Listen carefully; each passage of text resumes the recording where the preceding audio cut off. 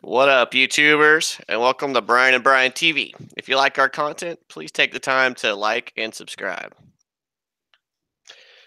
All right, so today we're going to be talking about, if I was a coach, what would I be looking for in a gymnastics club? I think there's a lot of different things that we, as coaches, see that parents just aren't privy to. They don't know what to look for, and we're going to take some time and discuss that today. Yeah, I Uh, think this is a great topic.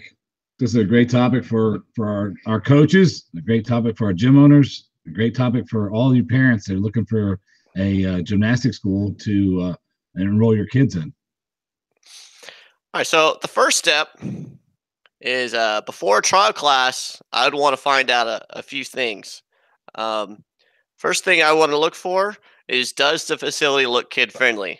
You know, is are the walls just plain white? There's nothing on them. Did they take the time to go ahead and go the extra mile? Our gym is completely like color. I don't think we have a single white wall in the whole facility. Um, do they have equipment that looks kid friendly? That's important too. Do they have the just for kids bars, the lower rails? Does it just look like a place where your kid would want to be? If the answer is no, then you probably don't even want to start.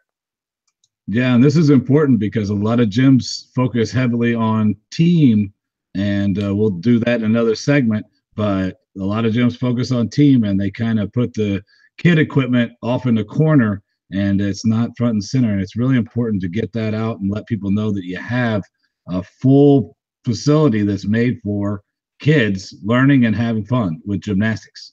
Really important. Exactly. The next thing I'd want to know is, do they have their progressions in writing? Oh, Um, boom. that's a tough one. And I'm going to tell you, there's a lot of gyms that don't. In my gym, we have what we call our star chart system. Everybody goes home with an 11 by 17 chart that has the beginning levels progression on it.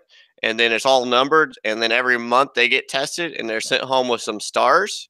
And they go put them on the numbers that they accomplished. And then if they complete that, they get a picture taken with the coach. And then they get the next level progression. This is massively important, Bryan, because we're implementing this at my club, and this is going to be a huge game changer because parents, from everything that you and I've talked about, and I've talked to other people that do similar systems, parents love to see progress.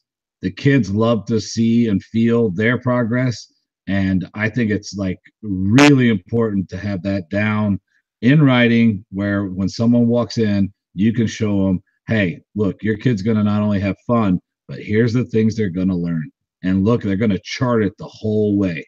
And then you guys have another deal where at the end of your progression, removed to the next level, you get to take a picture with your coach so you can keep that memory forever, correct? Correct, and it goes on a wall that everybody sees when they walk in. They go, "Oh, these kids progress." So you can actually see your picture with the coach up on the wall, and then there's a spot on the progression chart for that picture to go to, and it actually says "My coach and I" right above it.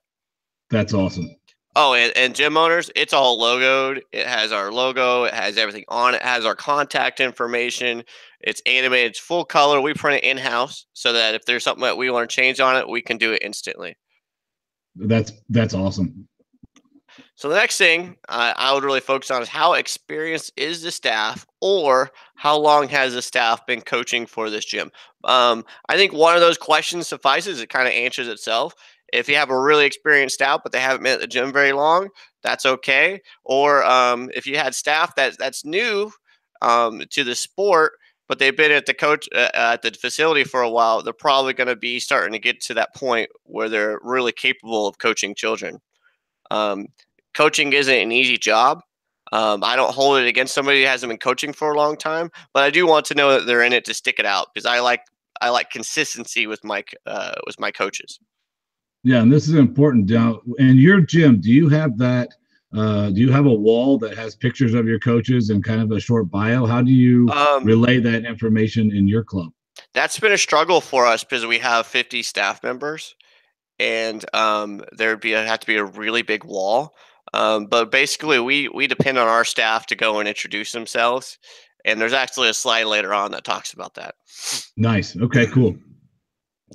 All right, so those are the three things before I let a kid try, or I'd want my kid to try. And now, what am I going to look for during and after the trial class? The first thing is, does the staff look exciting? Oh, Um, now that's a if the staff looks like they're bored, then yeah, you're probably not going to get that kid to sign up. Yeah, You know, it's the worst. It's the worst as a manager to look over and see a board staff member. It's the worst as somebody sitting from the outside in. This is like the chief complaint for any gym right here. If the staff doesn't look exciting, we know learning's not going on and the kids aren't having a good time. exactly. All right, the next question. Does my kid look like they are enjoying themselves and learning? Oftentimes, there's a fine line between having fun in the gym and learning. Sometimes parents they don't see that the fun we're having is a learning experience. As a coach, I can look over and tell you whether they're getting something out of it or not. Oh yeah, and as a you get the parent watching, you can look over and watch when the kids having fun and they're trying to learn something and they're doing drills on different things as you go through your stations. You can look over at the parents that are very intensely looking on, like I hope my kid enjoys it, or is this the right thing for them to do, and see the joy on their face when their kids smiling and laughing and trying things and sometimes succeeding, but sometimes not. That's the best thing to look for in the gym. And it all, as a gym manager, it opens the door for you to go over and introduce yourself Hmm, and ask them, hey, what do you think? exactly. All right, moving on. Did the teacher come talk to me about how well my child did at the end of class? Brian, we struggle with that. My staff, we struggle with that in our gym, mostly because the time between classes is Mm, short. I don't know yeah. how you manage that in your facility, but I think this is a big one for our audience to know. We struggle with it. We're working on it. We're always striving to do better, but it's an ongoing battle to try to get the staff to give a little report to the parents after the kid has done the class, and just tell them how much they enjoyed the kid being in the class, what they did that day, and hope that they come back. I mean, even to get that short of a thing in is a struggle.